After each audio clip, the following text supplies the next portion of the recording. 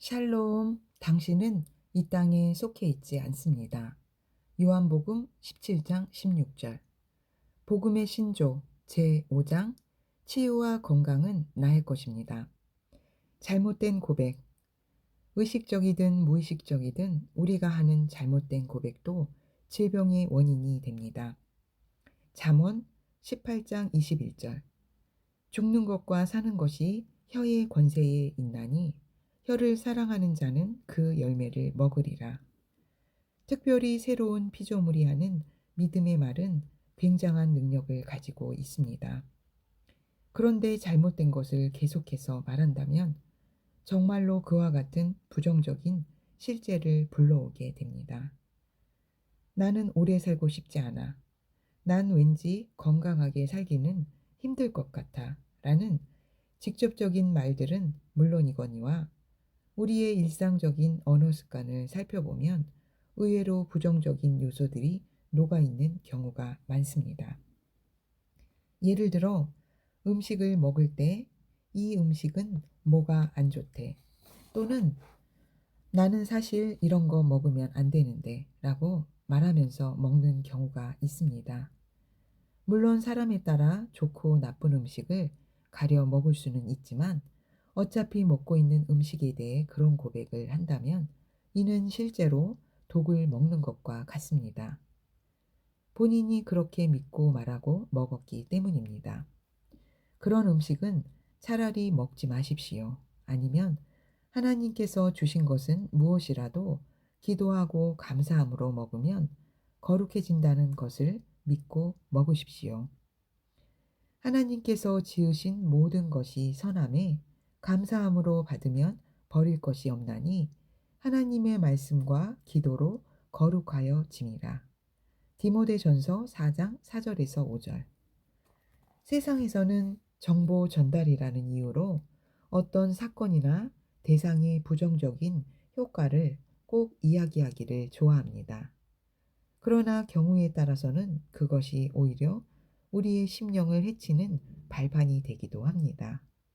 물론 특정 질병의 발병 가능성을 높이는 생활 습관과 음식이 있을 수 있고 그런 정보를 찾아보고 미리 조심하는 것은 나쁜 일이 아닙니다.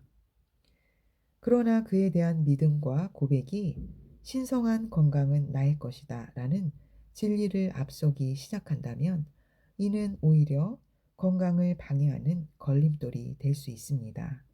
예를 들어서 지금까지 모르고 해왔던 일들이 건강에 좋지 않다는 정보를 접하게 되었을 때나 또는 내가 피해야 한다고 믿는 음식을 불가피하게 먹게 되는 상황이 올 때 말씀의 진리보다 사실 정보를 더 많이 믿고 고백하는 사람이라면 그때 질병에 대한 두려움과 염려에 활짝 문을 열어 주게 될 것입니다.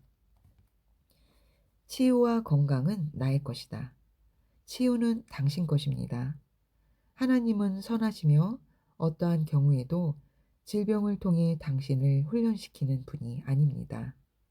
질병의 증상이 나타났다면 그리스도 안에서 당신이 누구인지 주장하고 당장 떠날 것을 명하십시오. 그것은 결코 당신의 몸 안에 머무를 수 없습니다. 뿐만 아니라 신성한 건강이 당신 것입니다. 아팠다가 낫는 것뿐 아니라 어떤 환경에서도 항상 신성한 건강 가운데 거하는 것을 당신의 당연한 권리로서 취하십시오. 기억하십시오. 당신 안에 하나님과 똑같은 생명이 있습니다. 그 생명은 무엇에 의해서도 방해받을 수 없는 생명입니다. 이 진리를 인식하고 당신의 입으로 고백하십시오. 또한 그 능력의 생명을 당신의 세계에 온전히 풀어냄으로써 어떠한 어둠에도 틈을 주지 마십시오. 이와 같이 영과 혼을 진리로 충만케 하고 바른 중심을 유지할 때 당신의 육의 건강은 확실히 보장될 것입니다. 고백. 치유와 신성한 건강은 나의 것입니다. 예수께서 채찍에 맞으심으로 내가 나음을 입었습니다. 그러므로 나는 모든 연약함과 질병을 예수 이름으로 거절합니다. 어떤 질병도 내 몸에 머무를 수 없습니다. 신성한 건강은 나의 생득권입니다. 나는 항상 하나님의 능력과 생명으로 충만합니다. 나는 하나님께서 주시는 신성한 건강으로 오래오래 하나님의 영광이 될 것입니다. 복음의 신조 제5장 치유와 건강은 나의 것입니다에서 잘못된 고백, 치유와 건강은 나의 것이다에 대해 알아보았습니다. 할렐루야! 나는 하나님 아들의 왕국에 속해 있고 그 안에 살고 있기 때문에 삶 가운데 항상 승리합니다.